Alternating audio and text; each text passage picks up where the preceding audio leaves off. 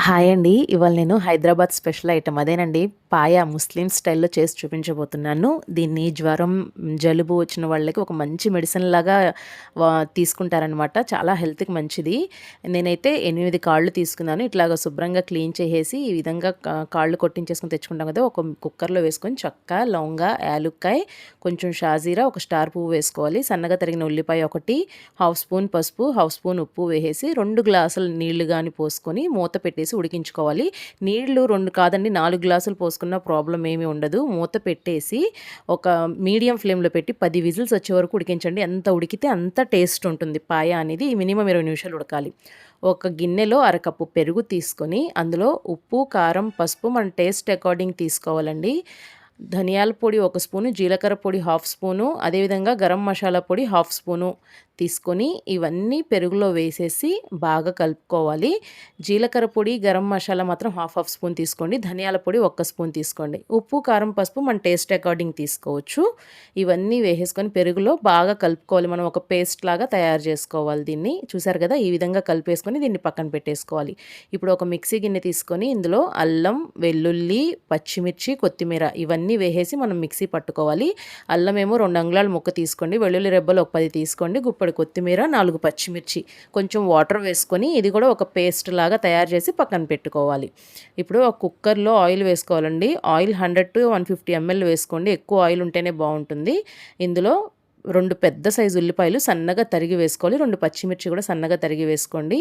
ఈ 2 మంచిగా వేగిపోయిన తర్వాత మనం ముందుగా అల్లం వెల్లుల్లిపాయ గ్రీన్ చిల్లీ పేస్ట్ పక్కన పెట్టుకున్నాం కదా! అది వేసేసి పచ్చి వాసన పోయేంత వరకు వేయించుకోవాలి. వాసన మంచిగా వస్తున్నప్పుడు మనం ముందుగా పెరుగులో మసాలాలు కలిపి పెట్టుకున్నాం కదా!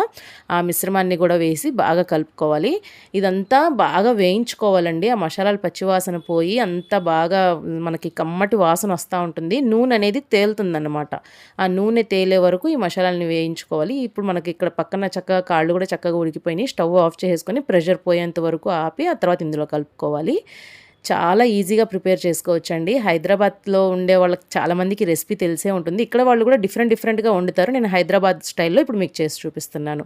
చక్కగా మసాలా అంతా వేగిపోయింది కదా! ప్రెషర్ పోయింది. కుక్కర్‌లో నుంచి ఇలాగా మనం ఈ కాళ్ళన్నీ తీసేసి వేసుకోవాలండి. ఇవి తీసుకొని వేసుకుంటున్నప్పుడు మనం ఇందాక చెక్క, స్టార్ పువ్వు అవి వేసాం కదా! అవి మనం ఈ ప్లేస్‌లో కావాలనుకుంటే వాటిని తీసేసుకోవచ్చనమాట. మనకి నోటికి అడ్డుపడతాయి, తినేటప్పుడు బాగుండదు అనుకుంటే తీసేసుకొని మనం దీన్ని పక్కన పెట్టేసుకోవచ్చు. చూసారు కదా! స్టార్ పువ్వు, నేను దాల్చిన చెక్క అవి తీసేసాను. ఈ విధంగా తీసేసుకొని ఉన్న ముక్కలన్నీ ఇందులో కలిపేసుకోండి. ఇప్పుడు అందులో మిగిలిన నీళ్ళు ఉన్నాయి కదండీ! ఆ నీళ్లు చాలా హెల్త్‌కి మంచిది. ఆ నీళ్లు కూడా ఇందులో పోసేసుకోండి. అడుగులో మనం వేసిన లవంగాలు ఇవన్నీ ఉంటాయి కదా! ఇవన్నీ పక్కన పెట్టేసుకోండి. చూసారు కదా! ఇవన్నీ వేసుకొని బాగా కలుపుకోవాలండి. మ్యాక్సిమం కూరంతా ఉడికిపోయినట్టే. కాకపోతే ఏంటంటే ఆ ముక్కలకి మనకి మసాలా పట్టేంత వరకు ఇంకాసేపు కుక్ చేయాల్సి ఉంటుంది.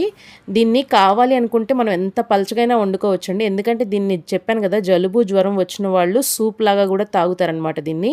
మంచి మెడిసిన్‌లా పనిచేస్తుంది ఈ పాయ అనేది. ఇవన్నీ బాగా కలిపేసుకొని కావాలంటే మీరు ఈ ప్లేస్‌లో కొంచెం వాటర్ యాడ్ చేసుకోండి. మా ఇంట్లో మనుషులు తక్కువే ఉంటారు కాబట్టి నేను అంతగా వాటర్ యాడ్ చేయలేదు. మాకు సరిపోతుంది ఇది. కొంచెం కొత్తిమీర చల్లేసుకొని నూనె తేలేంత వరకు సిమ్‌లో పెట్టేసుకొని ఒక మూత పెట్టేసి ఒక 10 నిమిషాలు మనం ఉడికిస్తే గనక చక్కగా నూనె తేలుతా ఉంటుందండి. ఇంకా కూర ప్రిపేర్ అయిపోయినట్టే. చూసారు కదా! నూనె తేలింది.